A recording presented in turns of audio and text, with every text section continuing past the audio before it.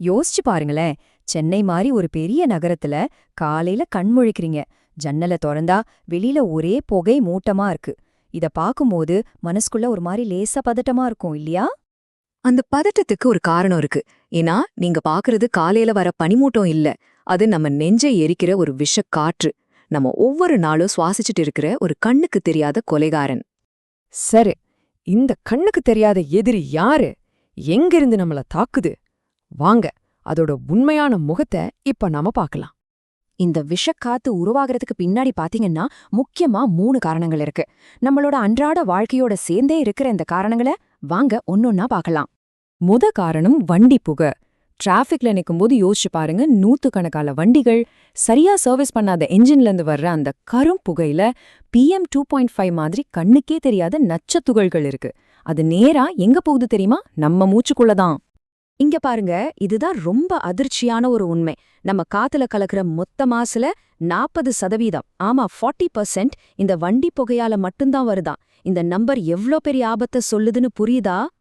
2வது எதிரி தொழிற்சாலை புகையும் நம்ம குப்பைகளை எரிக்கிற பழக்கமும் தான். ஒரு பக்கம் ஃபேக்டரிஸ் புகையை வெளியேத்துது, இன்னொரு பக்கம் ரோட்டோரத்துல நாம சர்வ சாதாரணமா பிளாஸ்டிக்கை எரிக்கிறோம். அப்படி எரியும் போதே டயாக்சின் மாதிரி ரொம்ப மோசமான விஷ ரசாயனங்கள் காத்துல கலந்து நேரா நம்ம நுரையீரலுக்குள்ள போகுது. இது கேன்சரை கூட உருவாக்கலாம். 3வது காரணம் இந்த கன்ஸ்ட்ரக்ஷன் வேலைகளால வர்ற தூசியும் கண்மூடித்தனமா நாம மரங்களை வெட்டுறதுதான். ஒரு பக்கம் சிமெண்ட் மணல்னு தூசிய கிளப்பி விடுறோம், இன்னொரு பக்கம் அந்த தூசியெல்லாம் சுத்தம் பண்ற நம்மளோட நேச்சுரல் ஏர் பியூரிஃபையரான மரங்களையே வெட்டி சாய்க்கிறோம். அப்புறம் எப்படிங்க நம்ம காத்து சுத்தமாகும்? இந்த மாசு எங்கிருந்து வருதுன்னு இப்போ ஓரளவுக்கு நமக்கு தெரிஞ்சிருச்சு. ஆனா இது நம்ம உடம்புக்குள்ள போய் என்ன பண்ணுது? இந்த விஷக்காத்து நமக்கும் நம்ம குழந்தைங்களுக்கும் என்னென்ன பாதிப்புகளை உண்டாக்குதுன்னு இப்ப பார்க்கலாம் வாங்க. நீங்க தினமும் சுவாசிக்கிற இந்த காத்து உங்க உடம்புக்குள்ள என்ன செய்யுதுன்னு என்னைக்காவது யோசிச்சிருக்கீங்களா?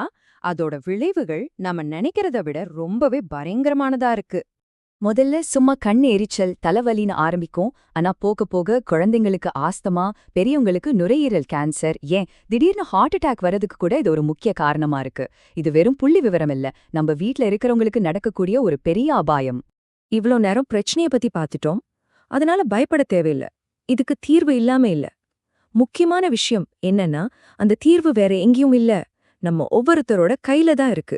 நாம தான் இந்த சண்டைய முன்னெடுத்து ஜெயிக்கணும். இதுதான் நம்மளோட 4th திட்டம். பார்க்க ரொம்ப சிம்பிளா இருந்தாலும் இதோட பவர் ரொம்ப பெருசு. முடிஞ்ச வரைக்கும் பஸ், ட்ரெயின்ல போலாமா? வீட்டுக்கு ஒரு மரம் நடுங்க, அது நமக்காக சுவாசிக்கும். தயவு செஞ்சு குப்பைகளை எரிக்காதீங்க, அது நம்மளையே எரிக்கிறதுக்கு சமம். கொண்டாட்டங்கள் கண்டிப்பா தேவை, ஆனா அதுக்காக விஷப்புகைய உருவாக்க வேண்டாம். இந்த சின்ன சின்ன மாற்றங்கள் தான் ஒரு பெரிய வெற்றிக்கான முதல் படி. கடைசியா ஒரு விஷயத்த நாம எல்லாரும் நல்லா புரிஞ்சுக்கணும். சுத்தமான காற்று சுவாசிக்கிறதுங்கிறது நமக்கு யாரோ கொடுக்கற சலுகை கிடையாது. அது நம்மளோட அடிப்படை உரிமை. அந்த உரிமையை நாம தான் போராடி வாங்கணும். நம்மளோட வருங்கால சந்ததிக்காகவாது இந்த கண்ணுக்கு தெரியாத கொலைக்காரனை எதிர்த்து நம்ம ஒன்னா நின்னு போராடுவோம்.